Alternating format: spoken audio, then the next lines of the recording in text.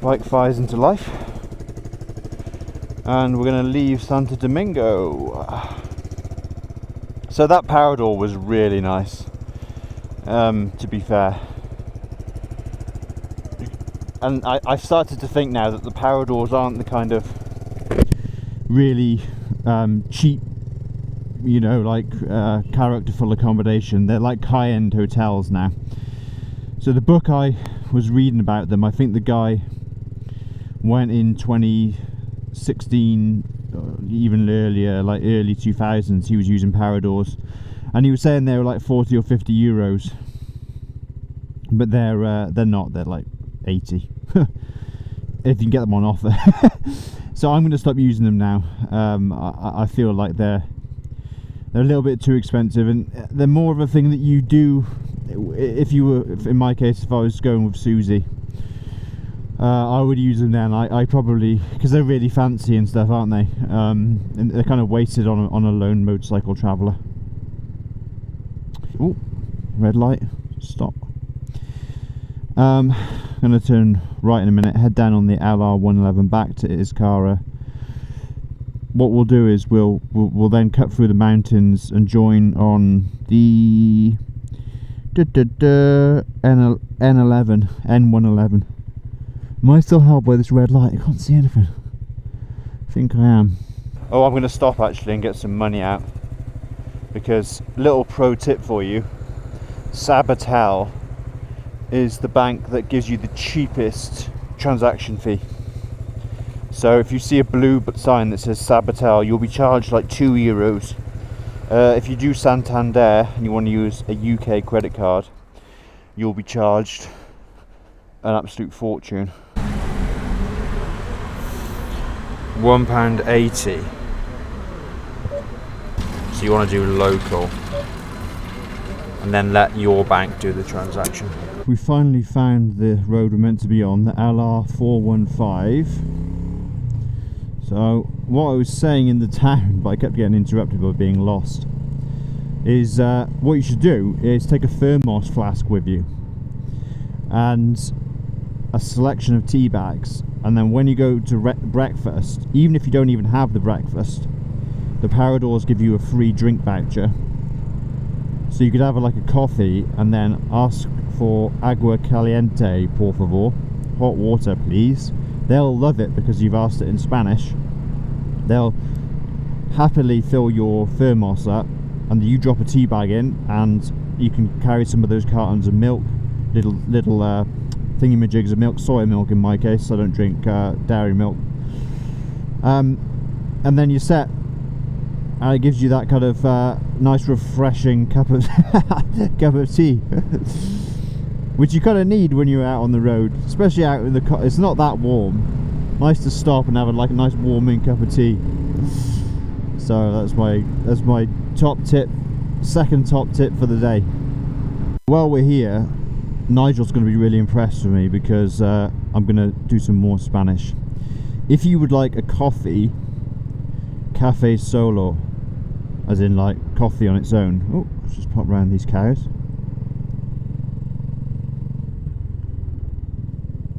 Sorry guys, I didn't mean to scare you.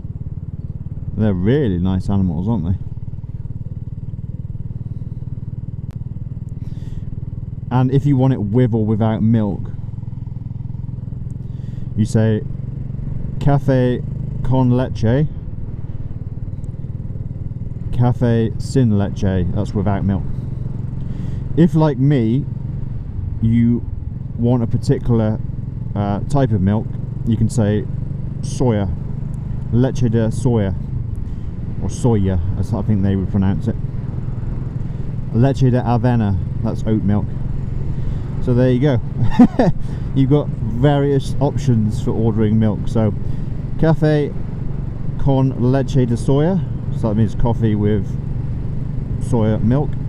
If you want to order decaffeinated coffee, which is usually a good idea before you're riding a bike, cafe decaffeinado con leche de soya, por favor.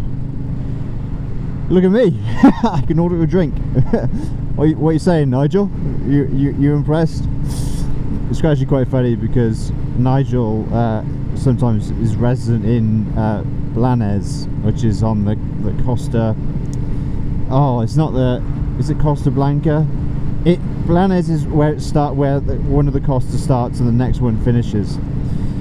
And yeah, I was calling his town Blanes. We're on the LR 416, and I think we're going to see, hopefully, a rough track. Oh, I almost caught a bug. A rough track saying El Rio on it, which will be on the left hand side, almost like a hairpin going back on itself. I've been consulting the map, so hopefully that will get us over the other side of these mountains. Oh, hello boys or girls. They're just chill, aren't they? Oh, hello, don't be scared. Hopefully it will jump over the other side of these mountains, and then we'll drop down onto the next road on the route, basically. So yeah, getting a little bit lost today, but that's not always a bad thing. You know, I always set my daily route like 150 kilometers, because you can afford to get lost. Like, even if I have to come back down here and go all the way down the motorway, then, you know, I haven't had a bad day ever. Look at this. To turn the camera on here, just to show you the colours. I kind of wish I had my proper camera, my mirrorless camera, because all of this autumnal leaves and everything would make a spectacular picture. BSA in the foreground, and then all these wonderful, what's it called? Deciduous. The trees that lose their leaves. It's stunning. Obviously I'm a little bit chilly, but it's an amazing time of year to come up here in autumn. I feel very blessed, actually.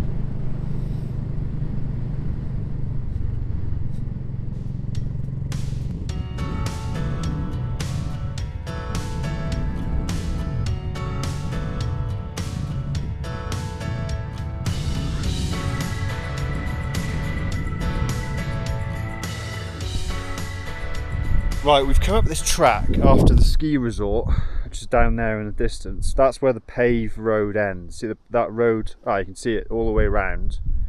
And then it becomes this track.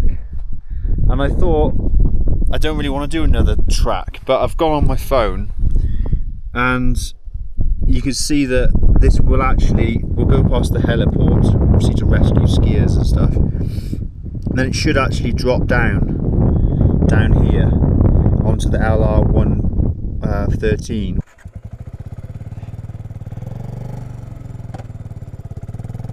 Alright, off we go. Just gonna take it really easy. Like, I don't want to strain the bike or anything. I've got all my luggage on, so hopefully the road stays like this. As Lumpy Carb said, the best modification for my bike is the mudguard extender, because it's stopping all the stones flying up into the radiator. So it's a little gem, that thing, and it's only like a tenner. Well, that is a view, isn't it? Good old BSA. That is a view. Wild. Oh, well, I'll have to take a picture, I suppose. Yeah, that is a view. So yeah, good job. Feeling better today, feeling more confident. Let's keep going.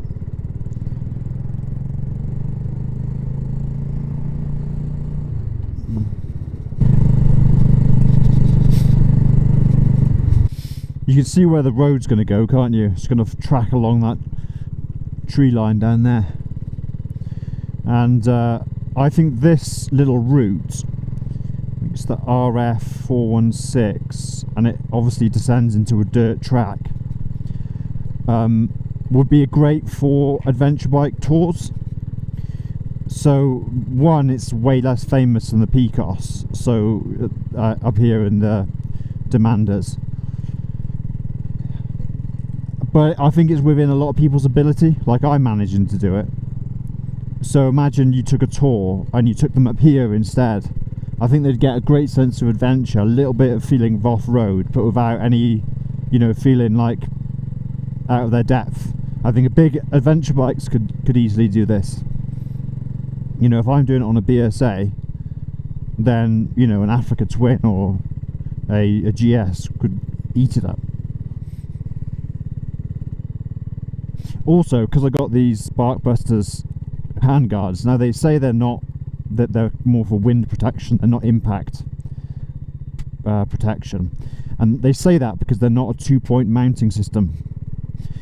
Sometimes you get them that come around here and they mount here, but in my experience of fitting those ones, they're a real pain to fit, because if you're using a universal fit one, and let's face it, Sparkbuster aren't going to design something for the BSA Goldstar,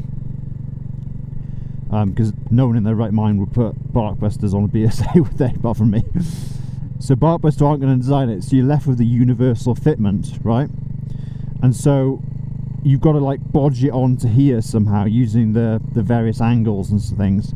So this time round I kind of learnt my lesson. I just went for the single mounting point, and although it does say like brush protect, you know, not for impact protection, won't protect your levers and stuff, I have a suspicion that it probably would.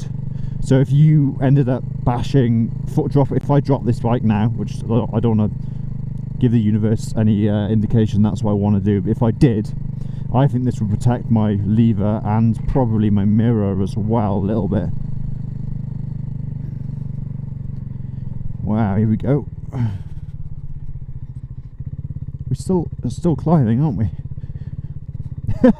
This is great fun. Oh man, it's way better than the forest as well. I mean, the forest was good, but I had that fear of getting lost and stuff.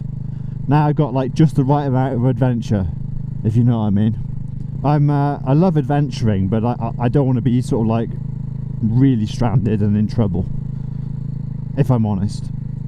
I could make out that, oh, you know, I'm pushing the envelope, but you know, I've seen a Fiat 500X or whatever the off-road, whatever the off-road version is of that car. I saw that making its way up the trail, so we're not breaking too many firsts here.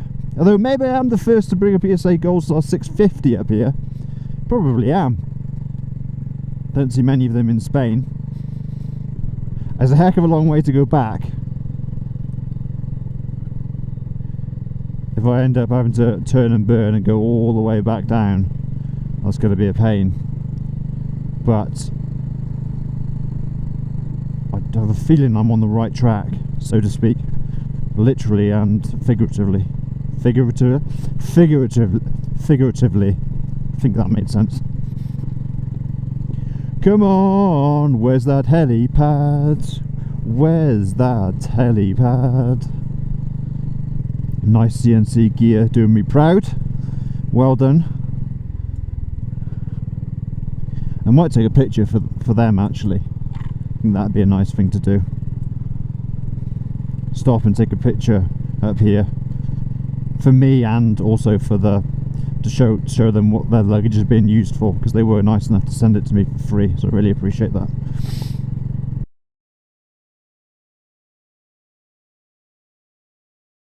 So that nice gentleman on the push bike just advised me which way to go, and I think I'm on the right track. We're going to come along here and then we're going to go left and track along that hillside, and hopefully it should drop us down to a normal asphalt road at the bottom. Fingers crossed, because if it doesn't, it's going to be a heck of a long way to come back. And fair play to him for cycling up here.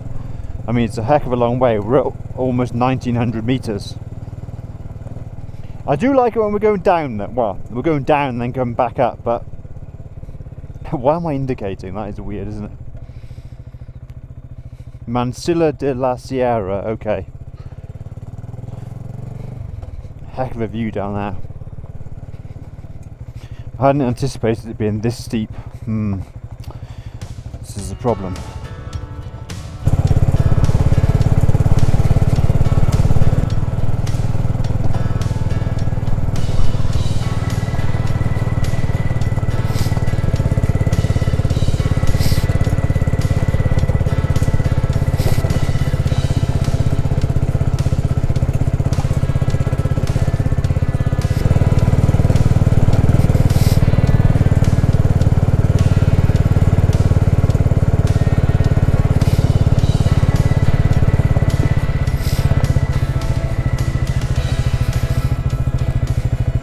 Right, well, we're gingerly making our way down, hoping that the track doesn't get too difficult, which this looks like probably the most difficult bit so far.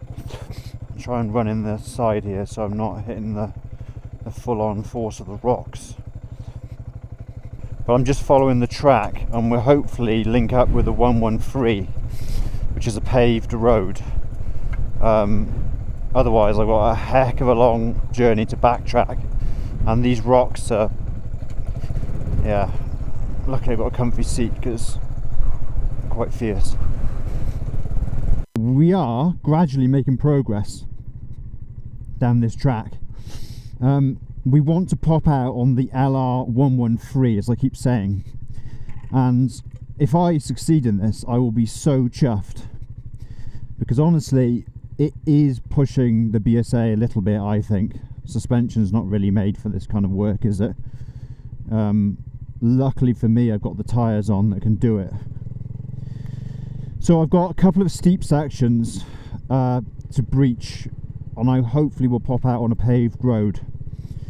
I'm not going to lie and say that last bit wasn't nerve-wracking. I feel better now that we're getting down in the altitude.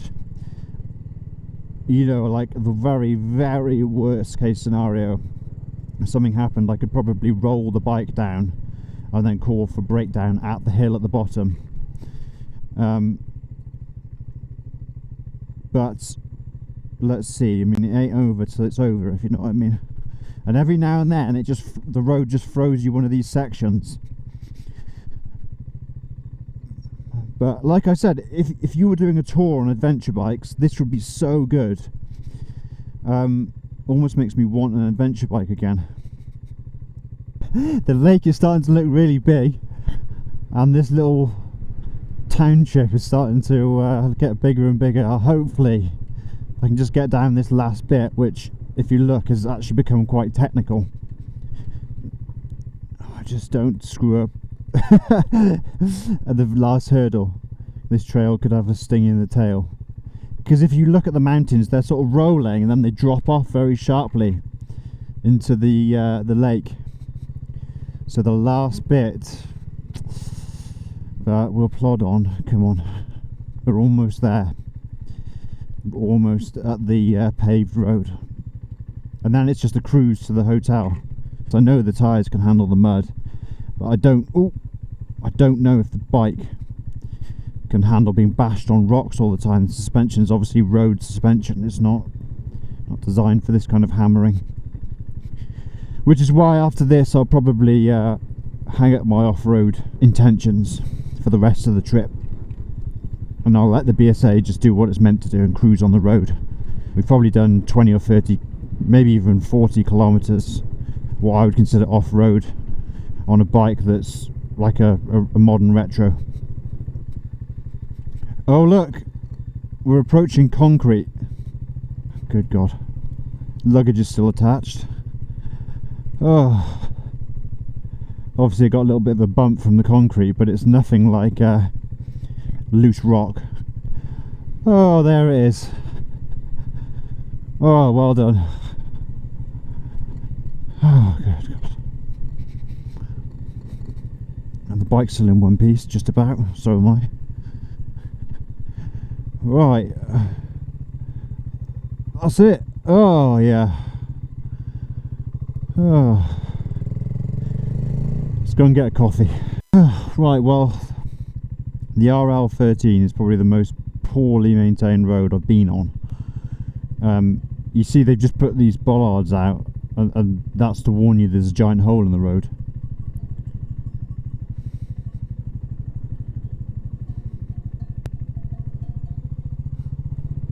The cows just seem to do their own thing. Oh, look at this fella. They just seem to roam everywhere. Hello. This is actually a lovely section of road.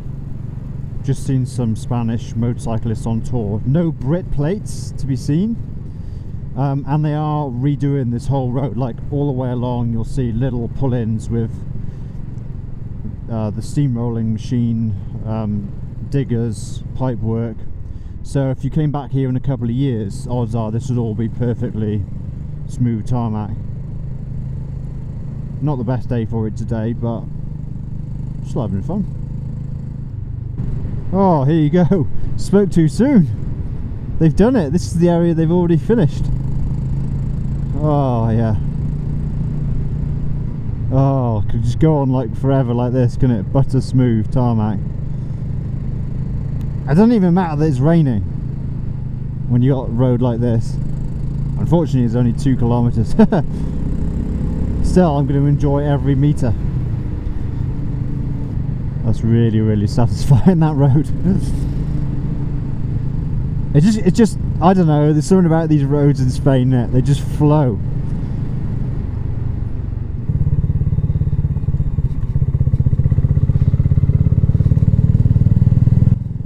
I could just smell wood smoke drifting through the village. Oh, that's cool. Bar, restaurant with some bikers there. Might pull in. And then we can have a little bit of some food, can't we? Don't slip up in front of everyone. Be embarrassing, wouldn't it? Nice, because you can eat within full view of your bike.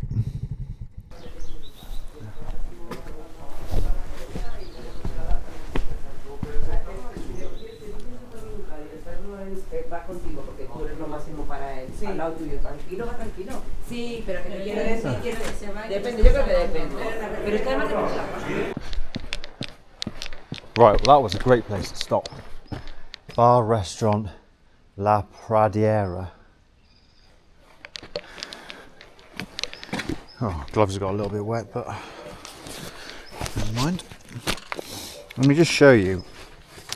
When you come to real Spain, that's my bill. I don't know if you can see it there, but coffee £1.30, €1.30. This mixed sandwich €4, and chips £1.50. So like €8.60 for the whole lot. Great value. Right, well that was a heck of a stop. Really enjoyed it. Nice town. Nice to see loads of other bikers. Didn't really talk to them because they're all Spanish. And they basically did me a nice meal. For nothing, for pennies. So I'm going to remember that. That's a nice place to stop for a bit of grub. Lovely roads. I can't get over it. The roads are incredible around here. I was thinking about a new bike, but for sort of like springtime, but this bike's just doing so well, isn't it?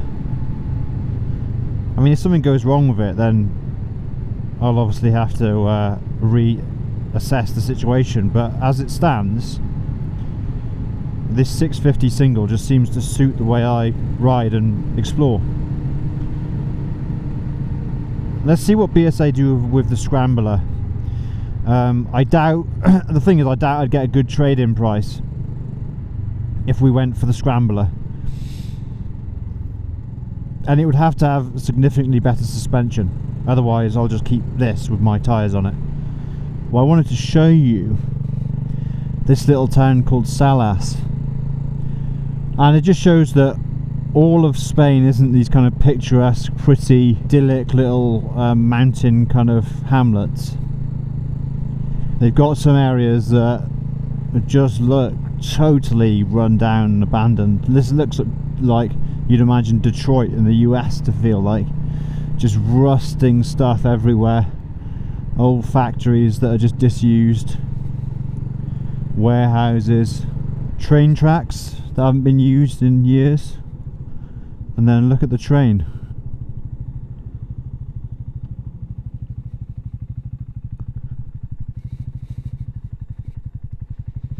Look at this place. It's almost, in a weird way, interesting. Look at the disused platform. Like, when was its heyday? I don't know, but it's certainly a good few years ago. There's just no like life or anything here.